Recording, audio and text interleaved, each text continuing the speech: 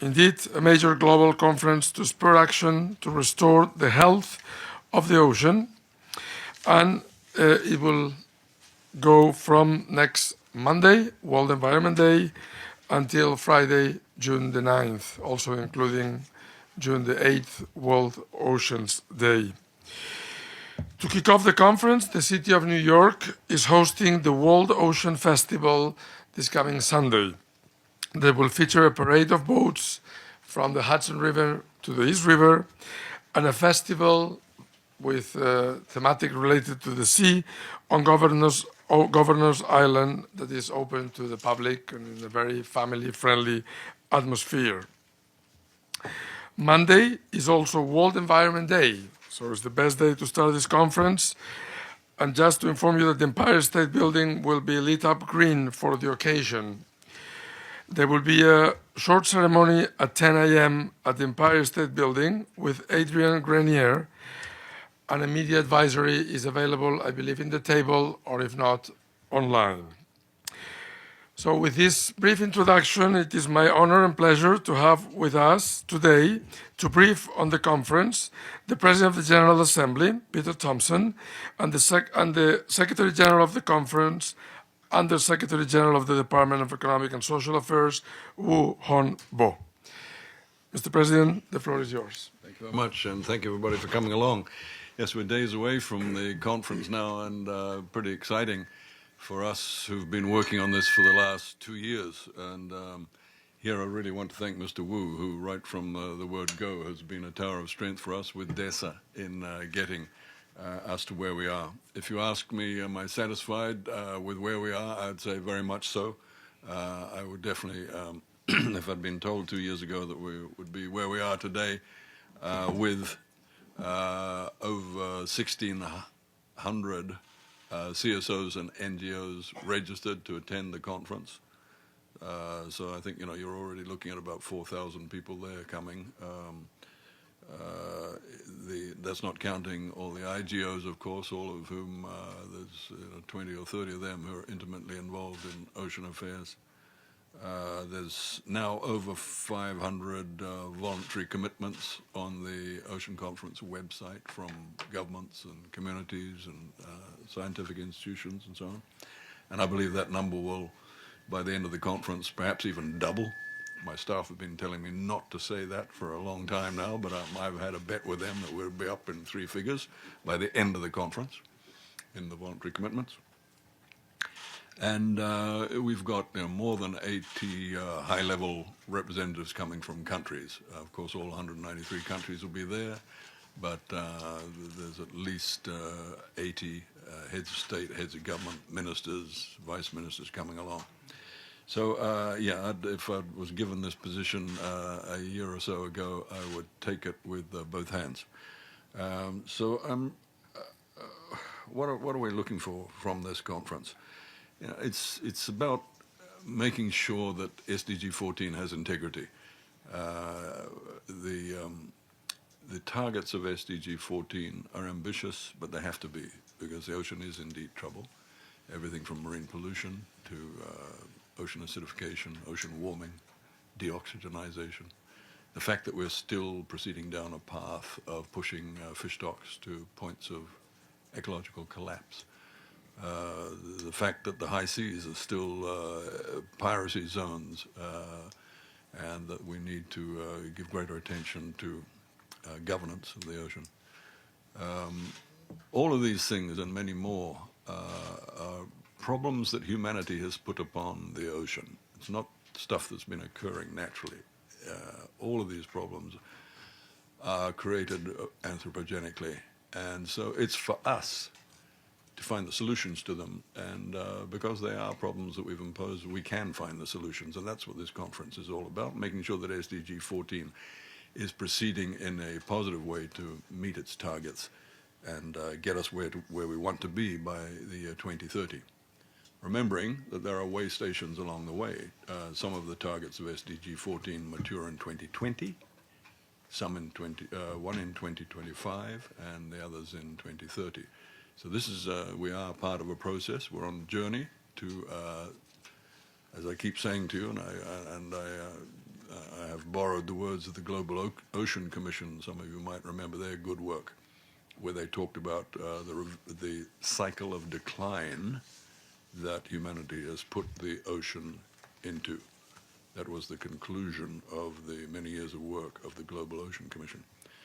Well, this ocean conference, the high aim for this ocean conference is this will be the moment in history where we put that cycle of decline into reverse and start restoring the ocean's integrity. Why is that so important to us?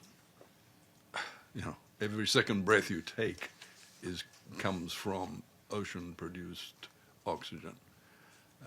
Without a healthy ocean, we're in deep trouble, whether it's food or whether it's our climate.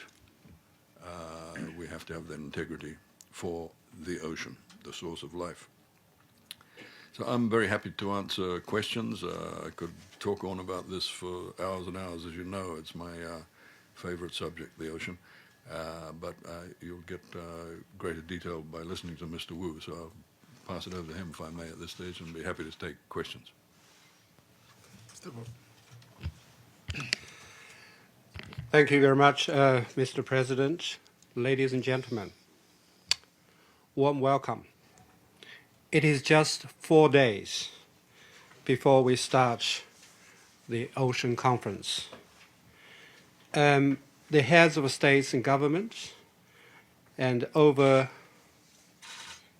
3,200 representatives from the business and the scientific community, civil society organizations, and of course from the UN system, together with the ocean marine life experts and advocates from across the globe, will converge on the United Nations.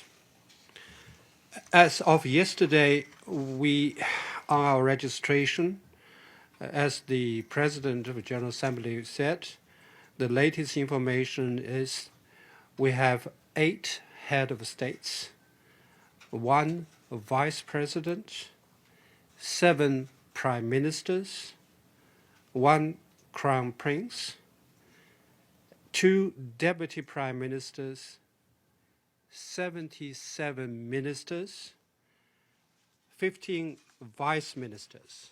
You will see the high-level participation of the conference. The PRs and also the senior representatives from the missions are not included because they've already had the pass to the venues in the UN compound, but they will be there. So altogether, as the President explained, we are going to have close to 5,000 participants. And they coming together for the first ever United Nations Ocean Conference, which will aim to mobilize urgent and tangible actions to improve the state of our ocean. I wish to first express my deep gratitude to the governments of Fiji and Sweden for their tireless efforts in making this conference happen and their valuable guidance throughout the preparatory process. I would also like to express my deep appreciation to you, Mr. President of the General Assembly, and your dedication and your vision have been instrumental and essential in getting us to where we are today. This conference will coincide with the World Environment Day on the 5th of June and the World Oceans Day on the 8th of June. This conference will explore how to achieve Sustainable Development Goal 14, which seeks to conserve and sustainably use the oceans, seas, and the marine resources for sustainable development. Among other things, the conference will comprise the plenary meetings, and 7 interactive multi-stakeholder partnership dialogues, which will focus on the targets of SDG 4. These dialogues will aim to scale up and replicate existing successful initiatives, and they will launch new partnerships that will advance the implementation of Goal 14. Although the conference is dedicated to supporting SDG 14, action on this goal will help in the implementation efforts of all 17 goals of the 2030 Agenda, as they are all interconnected. For example, healthy oceans directly contribute to poverty eradication, food security, health, clean water, renewable energy, sustainable livelihoods and decent work, economic growth, and climate regulation, just name a few. The conference will address such interlinkages. We expect 3 key outcomes from this conference. Number 1, member states will adopt a call for action that is a concise, focused, and concrete declaration to set the course towards a more sustainable future for oceans. Number 2, a list of voluntary commitments for the implementation of Goal 14 gathered before and during the conference will be another key outcome. The commitments are initiative and undertaken by anyone, individually, or by joint efforts in partnership. To date, as the President just said, over 500 voluntary commitments have been registered, covering all SDG 14 targets and all ocean basins. More than a third of these commitments are from governments. We expect more registration during the course of the conference before the 9th of June. Number 3, the report of this conference, which will include co-chair's summary of the partnership dialogues and a list of voluntary commitments. The conference will also feature more than 150 side events, 31 exhibitions, and SDG Median Zone with live interviews and discussions. There will be a diverse mix of high-level officials, experts, celebrities, and other ocean advocates. Please have a look at the conference website at oceanconference.un.org for further information. Thank you very much. I'm ready for any questions. Thank you very much, Mr. Wu. And now the President of the General Assembly and the Secretary General of the conference are ready for your questions. Please, Madam. Hello, my name is Shauna McGee from Kyoto News, and on behalf of the United Nations Correspondents Association, thank you so much for hosting this. I can feel there's a lot of excitement and passion coming from the panel today, but what do you see as the biggest challenge or sticking point in the upcoming conference in dealing with the SDG 14 and how you would like to see it going forward? And if I may, a second question on the call for action. There's a portion in it that outlines discussions about destructive fishing practices and ending illegal and underreported, unregulated fishing. Could you address that and how that can be implemented? Thank you so much. Yeah, look, I expect there to be hundreds upon hundreds of good ideas coming out of this conference that we're going to have to capture and take forward and make into a work plan for us all to be involved in. When I say all of us, I don't just mean the United Nations or the United Nations system. I mean all of us. That is the whole purpose of going out with the voluntary commitments, basically crowdsourcing to the world, saying we're all in this together. We've got to reverse that cycle of decline that the ocean's in. How are we going to do it? So the idea is to get the best solutions, and we're doing that through the partnership dialogues. We're doing that through the Register of Voluntary Commitments, and it's already there in the negotiated call for action. Good, solid things for us to go forward and doing. Are there problems? Yes, of course there are problems. Whenever you get human beings or nations together, there are going to be disagreements. You know, we've got disagreements on things like fisheries subsidies, on what to do about marine pollution. But you know, we work towards the consensus that is best for the common good. That's the way the multilateral system works. There'll be speed bumps for sure. But let's get the wheels turning on SDG 14. That's the whole idea of it. On illegal, unreported fisheries, you know, there's a lot of work being done at the WTO on this in relation to fisheries subsidies being withdrawn from activities that support IUU. There's going to be a lot of work being done during the conference, during the partnership dialogue on fish stocks, around how we can better police IUU fishing. I mean, we've got satellites, we've got drones being talked about, we've got the port states measure from FAO coming into existence. These are all aimed at IUU fishing. So I think you'll find there'll be lots of good ideas coming out of the conference on that particular subject, IUU. If I may, I just want to add 2 points. The President of the General Assembly has covered the area very nicely.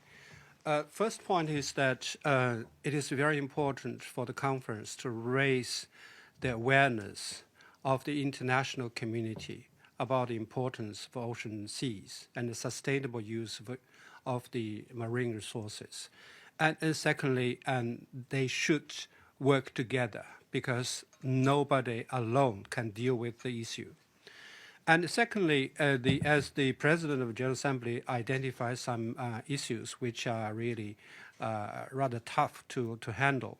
However, the message I would like to pass here, that the member states, under the guidance of the 2 co-facilitators and under the guidance of the President of the General Assembly, they have reached consensus on the final text. And in the text, there will be 22 specific actions to take. So although we have a lot of challenges, but we do equally have good opportunities. Thank you. Thank you very much, Waldo, Prensa Latina. Can you be more specific on what are those commitments that you already received? It's money, it's support for less developed countries, what they are? Look, what I'd advise you to do there is go to the website. There's over 500 of them. Our aim with the Register of Voluntary Commitments is to make sure that all of the targets are comprehensively covered. So if it's talking about something like marine pollution, do the math. I haven't done it yet, but you'll find there is comprehensive coverage on marine pollution. If it's on something like ocean acidification, again, go there and do the count. We're obviously going to do the count at the end of the conference to see you know, what all the areas covered are. But already there is comprehensive coverage in that area. The call for action is also very comprehensive in terms of covering all the targets of SDG 14. So I'd have a look at both those documents in answer to your question.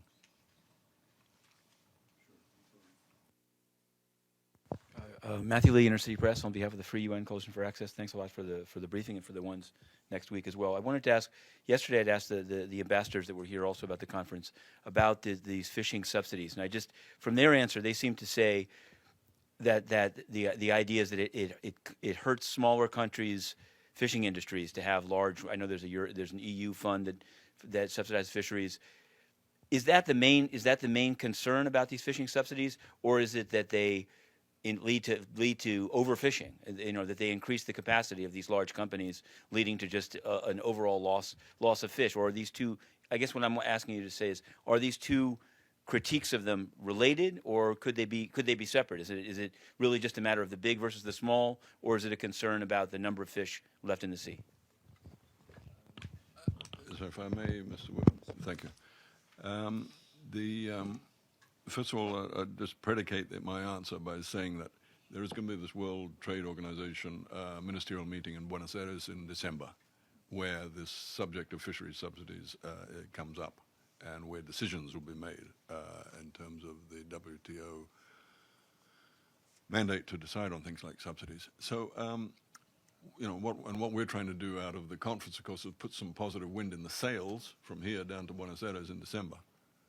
But having said that, and without prejudging in any way what those ministers of ours will decide in Buenos Aires, the whole area of fisheries subsidies, and there's strong language on fisheries subsidies, of course, in SDG 14, and I refer you to that, is that subsidies do quite a range of things in terms of distorting what's happening out there in the ocean. One is that it helps IUU fishing.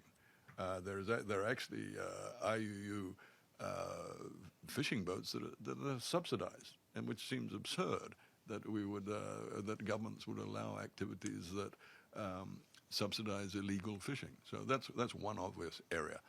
The second obvious area is that a lot of these subsidized fishing fleets are exploiting fish resources which are either over the tipping point or are approaching the tipping point of sustainability. So what is the human rationality of us continuing to see these boats out there exploiting a ever-diminishing stock? So, if we're going to be managing our ocean resources sustainably, which is what SDG 14 calls for, I remind you, it's, conserve and sustainably manage the ocean's resources, then, fisheries subsidies is an obvious area on which we've got to take remedial action.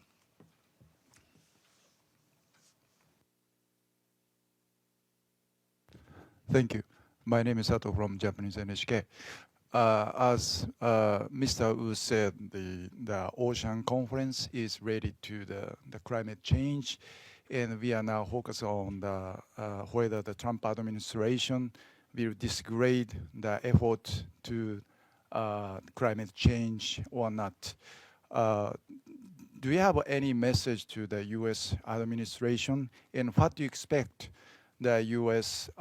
commitment on this conference? Thank you.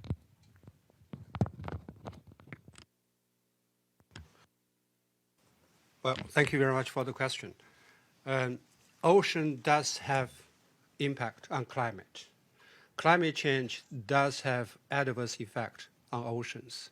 You just see the responses and reactions from the 6th country, you know how serious the adverse effect on those countries, on the people on the islands.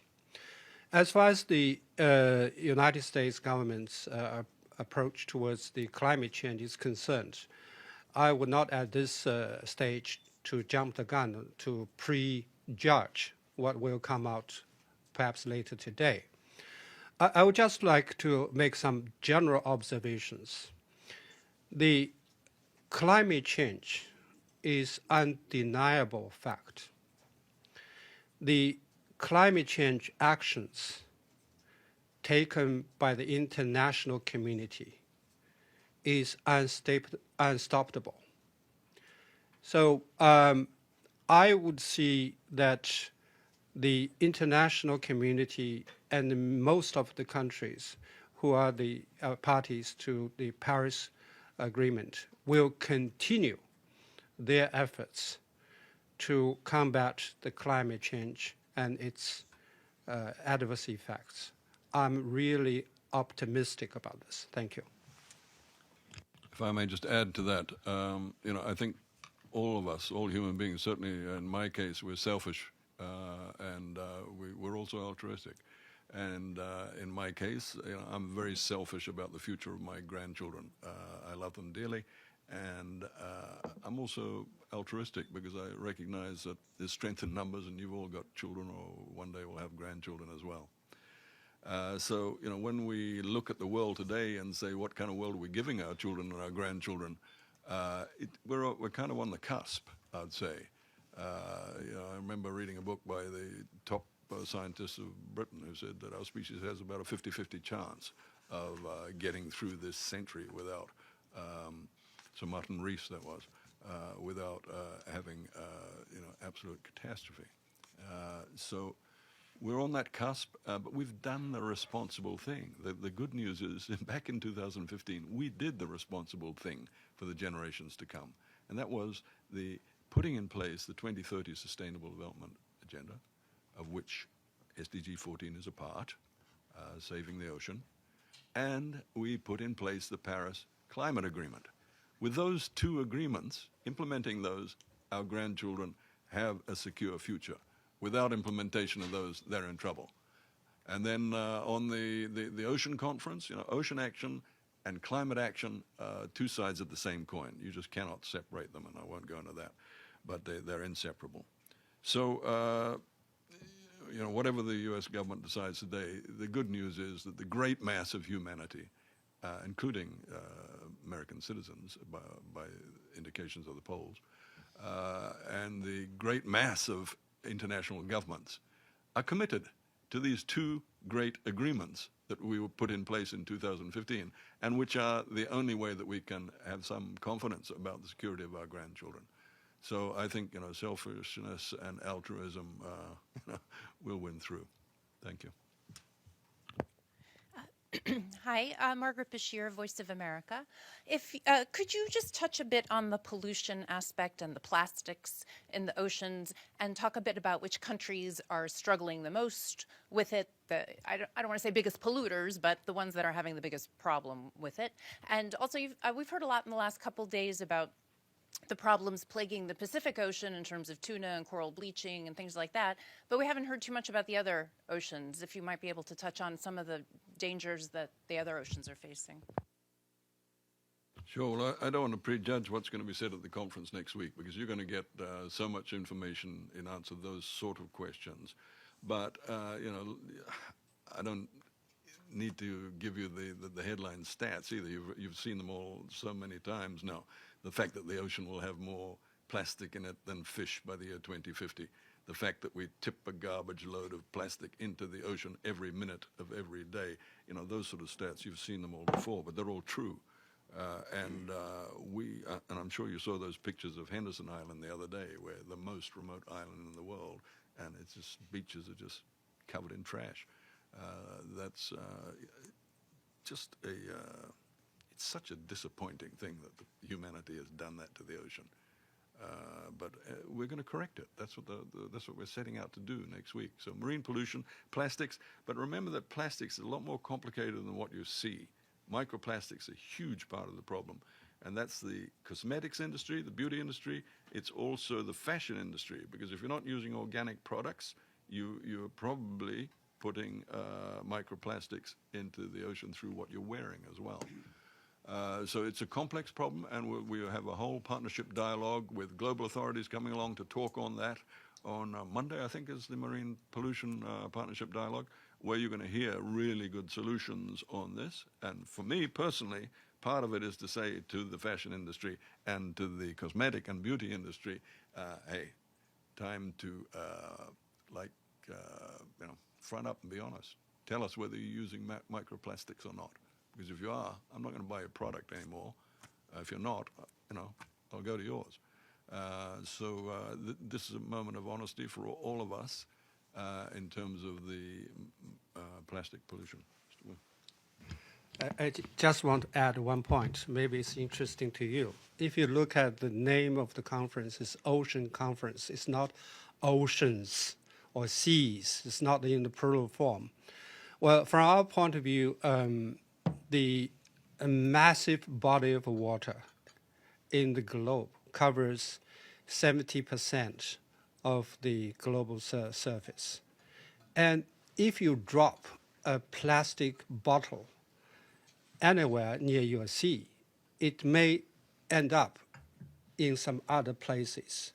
So all these seas and oceans are connected. So regional or individual action seems very weak. We need global solutions to the global challenge. Thank you. But are those challenges the same everywhere is what I'm getting at? Because we've heard about the challenges. For instance, yesterday, the Micronesian ambassador was talking about El Nino affecting the tuna in the Pacific. Does that happen in the Atlantic too? I mean, are there some issues that are specific to areas that need different solutions for those regions? Well, surely there will be different situation, different challenges. That's why the call for action document draft will contain 22 specific actions that will be designed to the specific challenges. I will not prejudge any actions because they have not been adopted by member states as yet. Thank you. But just an answer to your question about the regionality, yeah, this is happening all around the world. I mean, the giant plastic soups, the gyres, as they're called, that are out there in the middle of the ocean circulating. There's one in the North Pacific, one in the South Pacific, one in the North Atlantic, one in the South Atlantic, and one in the Indian Ocean. So plastic's everywhere. It's even found in the bottom of the Mariana Trench. It's found in Antarctica and Arctic. Right? It's everywhere now. So, yeah, this is a shared problem. And if you're exploiting fish stocks, it doesn't matter whether it's in the Indian Ocean or the Pacific Ocean. Exploiting fish stocks is exactly that, and it's happening all around the world. So, yeah, we're going to get the solutions next week. Thank you. It was a follow-up to the last question on plastics, and you've answered some of it, but... Can you please introduce Oh, yourself? I'm sorry. It's Pamela Falk from CBS News. Just in case. No, I appreciate it. The President of the General Assembly, you said that this would be the moment in history to reverse that cycle of decline. There was some, and Mr. Wu, Undersecretary Wu, there was some talk in the early moments of this planning of this conference that there would be a naming names. I mean, as you said, and what we've seen is 60% of all the plastics and pollution are from 5 countries, that there would be some one of the outcomes pieces that there would be some report on the biggest polluters, and that didn't come out in the end. You said you hope to hear that next week. What do you hope to hear? That countries that are the biggest polluters, and we know who they are, will be called out? How do you see this reversing a decline other than general sense of getting information out about it? And then the final thing is just on the voluntary contributions. What's your, in the 500 that have been listed thus far, do you see any gaps? Thank you. I don't see gaps very quickly on that one. But as far as the country, there's no hiding the fact, and China's been very clear that they have been the #1 in terms of marine pollution, and that Indonesia is the second, and they've been very upfront on that as well. So both of them are coming to the conference with solutions to that. I was in China very recently. I met with the State Oceanographic Authority, SOA, and they're coming strongly to the conference, and they've got very strong ideas on how to control marine pollution. And in Indonesia's case, I've met with the ministers who are coming. I met them in Bali. You'll see that they have already made voluntary commitments on marine pollution. If you have a look at the register. Why is Indonesia acting on it? Again, selfishness and altruism is what we operate by, right? They are seeing that marine pollution is starting to hurt their tourist industry. And so the Indonesian government now is instituting laws which are going to stop plastic getting into it because, it's going to affect jobs on the land in the hotel industry if beaches are just full of plastic and the sea's full of plastic. So, I don't think there's any lack of honesty. I would like to see more honesty in the microplastics area. That's because, that's what's ending up on our dinner plates. The big plastics on the beach are nasty things to look at, sure, but you don't see the plastic that is ending up on your dinner plate. I've been up at Woods Hole Institute in Massachusetts recently. I've seen film that the Woods Hole have done out in the middle of the Atlantic Ocean of microplastics being devoured by phytoplankton. They're that good up there. They know how to do that. But that's happening as we speak. There's thousands and thousands of these microplastics being devoured by phytoplankton. Where's the phytoplankton going? It's being eaten by bigger fish, ending up eventually on your dinner plate. So what's that going to do to humanity? It can't be good.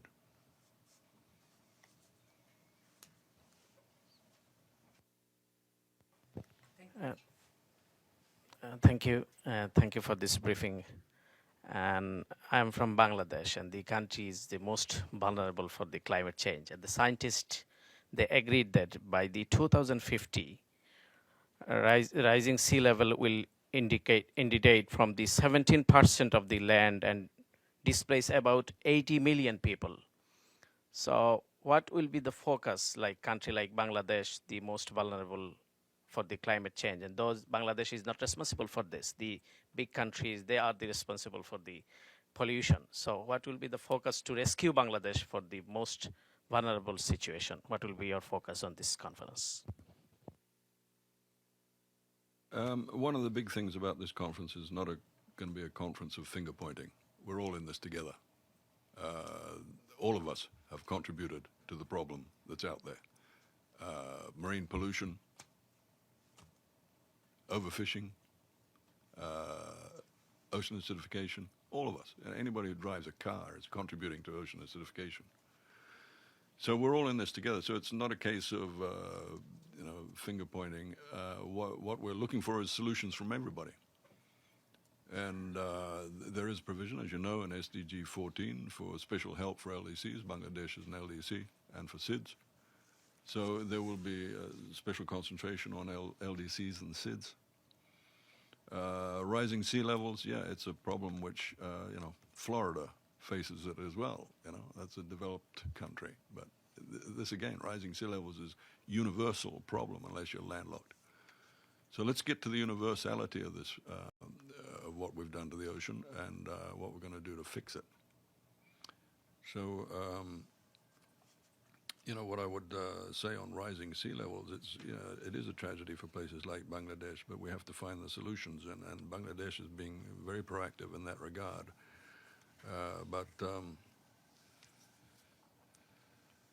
We're going to have to do this together, and it's why I said to you before that climate action and ocean action are the same side, same coin, just different sides. Because what is rising sea level about? It's about greenhouse gases. It's about CO2.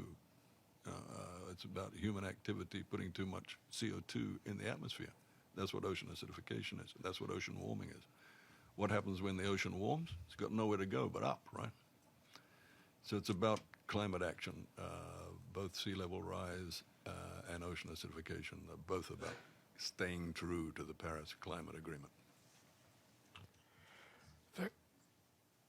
We have to go very quick. Is there any chance you could say something about the bees? Are they in the building yet? Bees. The good news about the bees, because this is SDG 15, biodiversity, right? The bees. There are 150,000, not in the building, down at the far end of the of North Lawn, in that copse of trees down at the end there. There are now 3 beehives with 150,000 bees. It's going to go up to about 250,000 bees. Those 3 swarms will produce about 250,000 bees. They're refugee bees. The swarms were captured, I think, in Brooklyn and Connecticut and somewhere else. Bees without a home. There's an organization called Bees Without Borders that captured them and have brought them here to the UN and put them in our 3 UN beehives. We've been laggards here in New York, by the way. The UN headquarters in Nairobi and in Geneva have had beehives for a long time. But anyway, SDG 15, biodiversity, bees, what could be more fundamental than that? Yeah, and the honey gets produced and will be available for purchase in the gift shop. So, thank you. Our thanks go to the President of the General Assembly and to Undersecretary General Wu. So that's it for today. we will be seeing you very soon, and we wish you all a very successful, interesting Oceans Conference. Thank you.